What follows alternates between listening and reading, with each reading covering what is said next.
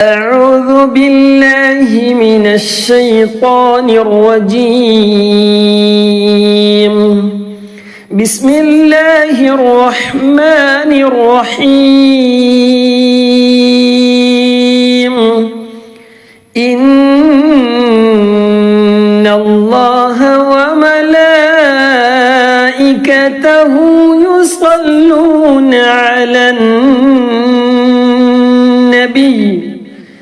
يا أيها الذين آمنوا صلوا عليه وسلموا تسليما. اللهم صل وسلم وبارك عليه. بسم الله الرحمن الرحيم. سبحان الذي أطلع في شهر ربيع الأول قمر نبي الهدى وأوجد نوره قبل خلق العالم وسماه محمدا وأخرجه في آخر الزمان كما قدر وأبدى وألبسه خلعة الجمال التي لم يلبسها أحدا فولد بوجه أخجل قمرا وفرقدا. ألا هو الذي توسل به آدم عليه السلام وافتخر بكونه والدا واستغاث به نوح عليه السلام فنجا من الردى وكان في صلب إبراهيم عليه السلام حين ألقي في النار فعاد واصطار لهبها مخمدا. ورأت أمه آمنة رضي الله عنها حين حملت به ملائكة السماء مددا ودخل عليها الأنبياء وهم يقولون لها إذا وضعت شمس الفلاح والهدى فسميه محمدا. اللهم صل وسلم وبارك عليه. قال الله عز وجل: لقد جاءكم رسول من أنفسكم عزيز عليه ما عنتم حريص عليكم بالمؤمنين رؤوف رحيم. وروي عن النبي صلى الله عليه وسلم أنه قال: كنت نورا بين يدي الله عز وجل قبل أن يخلق آدم عليه السلام ب1000 عام يسبح الله ذلك النور وتسبح الملائكة بتسبيحه.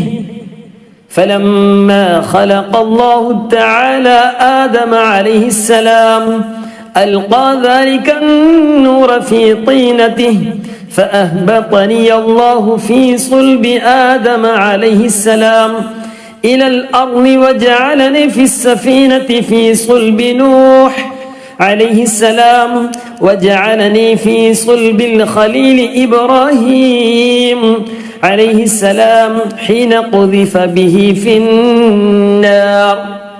ولم يزل ينقلني ربي من الأصلاب الكريمة الفاخرة إلى الأرحام الزكية الطاهرة حتى أخرجني الله من بين أبوي ولم يلتقيا على سفاح قط. صلى الله على سيدنا محمد صلى الله عليه وسلم. صلى الله على سيدنا محمد صلى الله عليه وسلم صلى الله على سيدنا محمد صلى الله عليه وسلم أنت تطلع بيننا في الكواكب كالبدور بل وأشرف منه يا سيدي خير النبي الصلاة على النبي والسلام على الرسول الشفيع الأبطحي والحبيب العربي أنت أم أم أبو ما رأينا فيهما مثل حسنك قط يا سيدي خير النبي الصلاة على النبي والسلام على الرسول الشفيع الأبطحي والحبيب العربي أنت منجينا غدا من شفاعتك صفا من لنا مثلك يا سيدي خير النبي الصلاة على النبي والسلام على الرسول الشفيع الأبطحي والحبيب العربي ارتكبت على الخطا غير حصر وعداد لك أشكو فيه يا سيدي خير النبي الصلاة على النبي والسلام على الرسول الشفيع الأبطحي والحبيب العربي إننا نرجو إلى كأس حوضك للعطش يوم نشر كتابي يا سيدي خير النبي الصلاة على النبي والسلام على الرسول الشفيع الأبطحي والحبيب العربي الشفاعة هب لنا في القيامة مشفقا واهلنا إن ضاع يا سيدي خير النبي الصلاة على النبي والسلام على الرسول الشفيع الأبطحي والحبيب العربي الصلاة على النبي كل وقت دائما لاح نجم في السماء سيدي خير النبي الصلاة على النبي والسلام على الرسول الشفيع الأبطحي والحبيب العربي.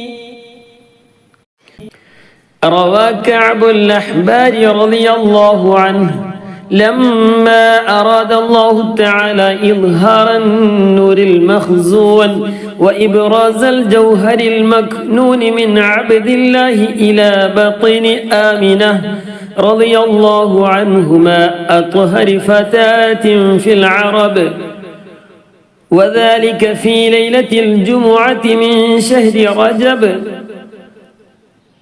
أمر رضوان عليه السلام ففتح أبواب الجنان وتزينت الحور والولدان ودقت بشائر الأفراح وزهرت كواكب الصباح، ونادى مناد في السماء والأرض ألا إن النور المكنون منه سيد البشر في بطن آمنة رضي الله عنها قد استقر ولما انتقل نور نبينا محمد صلى الله عليه وسلم من عبد الله إلى بطن آمنة رضي الله عنهما اهتز العرش طربا واستبشارا وزاد الكرسي هيبة ووقارا وامتلأت السماوات أنوارا وضجت الملائكة تهليلا واستغفارا فأسبحت آمنة رضي الله عنها تلك الليلة والأنوار تلوح في جبهتها المؤتمنة وأمنت به من المخاوف الكامنة وظهرت لانتقال نوره الآيات وتباشرت به جميع المخلوقات ولما حملت به صلى الله عليه وسلم في رجب الهنا بشرت في شعبان بنين المنى وقيل لها في رمضان لقد حملت بالمطهر من الدنس والخنا وسمعت الملائكة في شوال يبشرونها بالظفر بغاية المنى ورأت الخليل إبراهيم عليه السلام في ذي القعدة وهو يقول لها أبشري بصاحب الأنوار والوقار والسنا وأتاها في ذي الحجة موسى الكليم عليه السلام وأعلمها برتبة محمد صلى الله عليه وسلم وجاهه الأسنى وناداها في محرم جبريل عليه السلام بأن وقت ولادتها قد دنا واصطفت الملائكة منزلها في صفر فعلمت أن موعد السرور قد قرب ودنا فلما هل ربيع الأول أضاءت الأرض والسماء وأشرقت البيت والصفا ثم لما جاء وقت الولادة وخرج منشور السعادة وجد بآمنة أمر الولادة وحان بروز شمس السعادة تلألأ الحق نورا أضاء ونشرت له في الكون أعلام الرضا وإذا بطائر أبيض قد سقط من الهوى فمر بجناحيه على بطن آمنة رضي الله عنها مسرعا فضربها المخاض ليلة الاثنين الثاني عشر من شهر ربيع الأول وولدت صبيحتها نبي الثقلين صلى الله عليه وسلم وعلى آله وصحبه أجمعين صلى الله على سيدنا محمد صلى الله عليه وسلم صلى الله على سيدنا محمد صلى الله عليه وسلم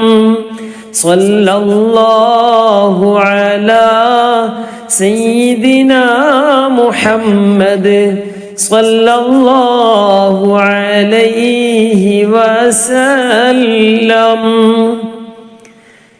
يا رب صل على النبي محمد منجي الخلائق من جهنم في غدي ولد الحبيب السيد المتعبد والنور من وجناته يتوقد يا رب صل على النبي محمد منجي الخلائق من جهنم في غدي جبريل نادى في منصة حسنه هذا مليح الكون هذا أحمد يا ربي صل على النبي محمد منجي الخلائق من جهنم في غدي هذا كحيل الطرف هذا المصطفى هذا جزيل الوصف هذا السيد يا ربي صل على النبي محمد منجي الخلائق من جهنم في غدي هذا جميل النعت هذا المرتضى هذا مليح الوجه هذا الأوحد يا ربي صل على النبي محمد منجي الخلائق من جهنم في غدي هذا الذي خلعت عليه ملابس ونفائس فنظيره لا يوجد يا ربي صل على النبي محمد منجي الخلائق من جهنم في غدي قالت ملائكة السماء بأسرهم ولد الحبيب ومثله لا يولد يا ربي صل على النبي محمد منجي الخلائق من جهنم في غدي بشرى لأمته برؤية وجهه هذا هو الجاه العظيم الأزيد يا ربي صل على النبي محمد منجي الخلائق من جهنم في غدي ولدته مختونا ومكحولا كما قد جاء في الخبر الصحيح المسند يا ربي صل على النبي محمد منجي الخلائق من جهنم في غدي صلى عليك الله يا علم الهدى ما ناح طير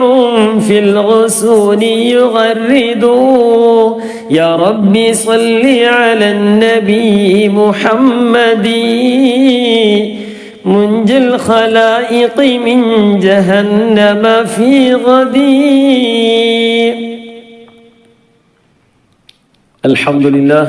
الحمد لله رب العالمين حمدا يوافي نعمه ويكافئ مزيدا اللهم صل وسلم وبارك على رسولك سيدنا محمد وعلى آل سيدنا ومولانا محمد أرحم الراحمين يا رحمن يا ربي ഞങ്ങൾ ഓതിയ ഈ മദ്ഹിനെ നീ സ്വീകരിക്കണ റഹ്മാനെ ഞങ്ങൾ ചൊല്ലിയതായ മൗലിദിനെ നീ സ്വീകരിക്കണ റഹ്മാനെ ഈ പവിത്രമായ മാസത്തിൽ ഹബീബായ മുത്ത് മുഹമ്മദ് മുസ്തഫ സ്വല്ലല്ലാഹു അലൈഹി വസല്ലമ തങ്ങളുടെ ജന്മം കൊണ്ട് അനുഗ്രഹീതമായ ഈ പരിശുദ്ധമാക്കപ്പെട്ട റബീഉൽ അവ്വൽ മാസത്തിൽ ഞങ്ങൾ ഈ ചൊല്ലിയത് നീ സ്വീകരിക്കണേ റഹ്മാനെ ഇന്ന് രണ്ടാമത്തെ ദിവസമാണ് മൻഖൂസ് മൗലിദിന്റെ രണ്ടാമത്തെ ഹിക്കായത്താണ് ഞങ്ങൾ ഓതിയിട്ടുള്ളത് നീ സ്വീകരിക്കണേ റഹ്മാനെ നീ സ്വീകരിക്കണേ റഹ്മാനെ ദിവസവും മദ്ഹിനെ പ്രകീർത്തിക്കാൻ ഞങ്ങൾക്ക് നീ തൗഫീഖ് നൽകണേ റഹ്മാനെ ഞങ്ങൾ ചൊല്ലിയതായ എല്ലാത്തിനും നീ അർഹമായ പ്രതിഫലം നൽകണേ അല്ലാഹ് ഹബീബായ മുത്ത് മുഹമ്മദ് മുസ്തഫ സ്വല്ലല്ലാഹു അലൈഹി വസല്ലമ തങ്ങളുടെ മുഹിബ്ബീങ്ങളിൽ ആശിഖീങ്ങളിൽ നീ ഉൾപ്പെടുത്തണേ അല്ലാഹ് അവിടുത്തെ തിരുസുന്നത്തുകൾ മുറുകെ പിടിച്ചുകൊണ്ട് ജീവിക്കാനുള്ള തൗഫീഖ് നീ നൽകണേ അല്ലാഹ് നീ തൗഫീഖ് നൽകണേ റഹ്മാനെ ദീനിന്റെ ഖാദിമീങ്ങളിൽ ഖാദിമാത്തീങ്ങളിൽ ഞങ്ങളെയും ബന്ധപ്പെട്ടവരെയും നീ ഉൾപ്പെടുത്തണേ റഹ്മാനെ ശിഷ്ടകാലം ദീനീ ഖിദ്മയിലായി കൊണ്ട് ജീവിക്കാൻ നീ തൗഫീഖ് നൽകണേ അല്ലാഹ്. ഇബാദത്തിനായി കൊണ്ട് ജീവിക്കാൻ നീ തൗഫീഖ് നൽകണേ റഹ്മാനേ. റഹ്മാനേ റബ്ബേ, അവസാനം കലിമ ചൊല്ലി ലാ ഇലാഹ ഇല്ലല്ലാഹ് എന്നുറക്കെ ചൊല്ലി ബഹുമാനപ്പെട്ട ഹബീബായ മുത്തായ മുത്ത് മുഹമ്മദ് മുസ്തഫ സ്വല്ലല്ലാഹു അലൈഹി വസല്ലമ തങ്ങളുടെ ആ ശറഫാക്കപ്പെട്ട ഭൂമുഖം ദർശിച്ചുകൊണ്ട് മരണപ്പെടാൻ ഞങ്ങൾക്ക് നീ തൗഫീഖ് നൽകണേ അല്ലാഹ്. നീ തൗഫീഖ് നൽകണേ അല്ലാഹ്. നീ തൗഫീഖ് നൽകണേ അല്ലാഹ്. ഞങ്ങൾക്കും ഞങ്ങളോട് ബന്ധപ്പെട്ടവർ എല്ലാവർക്കും നീ തൗഫീഖ് നൽകണേ റഹ്മാനെ. ഞങ്ങളെ മാതാപിതാക്കള്, ഞങ്ങളെ മക്കള്, ഭാര്യ ഭർത്താക്കന്മാര്, റഹ്മാനെ റബ്ബേ, സഹോദരി സഹോദരന്മാര്, കുടുംബക്കാര്, കൂട്ടുകാര്, അയൽവാസികള്, റഹ്മാനെ റബ്ബേ, ഞങ്ങളെ പ്രിയപ്പെട്ട ഞങ്ങളെ ഉസ്താദ്മാര്, റഹ്മാനെ റബ്ബേ, എല്ലാവരെയും ഹബീബായ റസൂലുള്ളാഹി സ്വല്ലല്ലാഹു അലൈഹി വസല്ലമ തങ്ങളോടുകൂടെ അവിടുത്തെ തിരുജിവാറിൽ റഹ്മാനെ റബ്ബേ ജന്നാത്തുൽ ഫിർദൗസിൽ നീ ഒരുമിച്ച് കൂട്ടി അനുഗ്രഹിക്കണേ റഹ്മാനെ. നിന്റെ ലിഖാ കാണാനുള്ള സൗഭാഗ്യം നൽകണേ അല്ലാഹ്. നമ്മുടെ ശബ്ദം ശ്രവിക്കുന്ന ഏതെല്ലാം മുഅ്മിനീങ്ങളുണ്ടോ, ഏതെല്ലാം നാടിന്റെ നാനാഭാഗത്ത് നിന്ന് കേൾക്കുന്നവരുണ്ടോ, റഹ്മാനെ റബ്ബേ, എല്ലാവരുടെയും ഉദ്ദേശങ്ങൾ നീ പൂർത്തീകരിക്കണേ അല്ലാഹ്. പലരും പ്രയാസമുള്ളവരാണ് റഹ്മാനെ റബ്ബേ, പ്രയാസങ്ങൾ നീ നീക്കണേ അല്ലാഹ്. ദുആ കൊണ്ട് വസിയത്ത് ചെയ്ത പലരുമുണ്ട് റഹ്മാനെ റബ്ബേ, എല്ലാവരും ഉദ്ദേശങ്ങൾ നീ പൂർത്തീകരിക്കണേ അല്ലാഹ്. ശാരീരികമായ, മാനസികമായ, സാമ്പത്തികമായ, പൈശാചികമായ എല്ലാവിധ ദ്രോഹങ്ങളെ തൊട്ട്, ബുദ്ധിമുട്ടുകളെ തൊട്ട് നീ കാക്കണേ അല്ലാഹ്. നീ സലാമത്ത് നൽകണേ അല്ലാഹ്. ജീവിതത്തിൽ നീ ബറക്കത്ത് നൽകണേ അല്ലാഹ്. ഐശ്വര്യം നൽകണേ റഹ്മാനെ. റഹ്മാനായ റബ്ബേ, എല്ലാ നിലക്കും റാഹത്ത് നൽകണേ അല്ലാഹ്. റഹ്മാനായ റബ്ബേ, കൃത്യമായിട്ട് ഇബാദത്തുകളൊക്കെ ചെയ്യാൻ, പ്രത്യേകിച്ച് നിസ്കാരം പോലത്തെ കർമ്മങ്ങളൊക്കെ നല്ല റാഹത്തായിട്ട് നിർവഹിക്കാൻ നീ തൗഫീഖ് നൽകണേ റഹ്മാനെ. അതിനുള്ള ആരോഗ്യം മരണം വരെ നീ നൽകണേ റഹ്മാനെ. ആഫിയത്തും ദീർഘായുസും സിഹത്തും ഖുവ്വത്തും നീ പ്രദാനം ചെയ്യണേ അല്ലാഹ്. നീ പ്രദാനം ചെയ്യണേ അല്ലാഹ്. നീ പ്രദാനം ചെയ്യണേ അല്ലാഹ്. ربنا عليك توكلنا وإليك أنبنا وإليك المصير. اللهم اغفر لنا وارحمنا ولوالدينا ولمشائخنا ولأساتذتنا ولمن ماتوا منا ولجميع المؤمنين والمؤمنات والمسلمين والمسلمات آمين برحمتك يا أرحم الراحمين. ഇൻഷാ അല്ലാഹ് നമ്മുടെ ഈ മൻഖൂസ് മൗലൂദ് നമുക്ക് പൂർത്തിയാക്കണം. അവസാനം ഒന്നായിട്ട് പൂർണ്ണമായിട്ട് നമുക്ക് ചൊല്ലണം. ഇൻഷാ അല്ലാഹ് നിങ്ങളൊക്കെ കൂടെ ഉണ്ടാകും. ആവശ്യക്കാർക്കൊക്കെ എന്ത് ചെയ്യുക, പ്രത്യേകിച്ച് മുതിർന്ന ആളുകൾക്കൊക്കെ അയച്ചു കൊടുക്കുക. അതുപോലെ തന്നെ നമ്മുടെ ഈ ചാനലിൽ പ്രത്യേകമായിട്ട് ക്ലാസ് ഉള്ളത് വിശുദ്ധ ഖുർആൻ പാരായണം മനോഹരമാക്കാൻ പ്രായമുള്ളവർക്കൊക്കെ പ്രത്യേകമായിട്ടുള്ള ക്ലാസ്സുകളാണ്.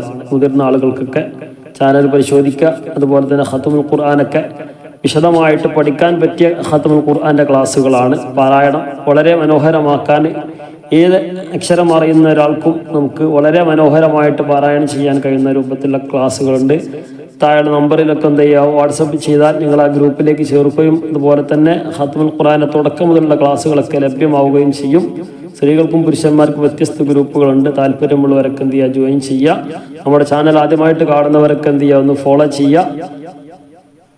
بفضل صلى الله على محمد صلى الله عليه وسلم صلى الله على محمد صلى الله عليه وسلم اللهم صل على محمد يا رب صل عليه وسلم.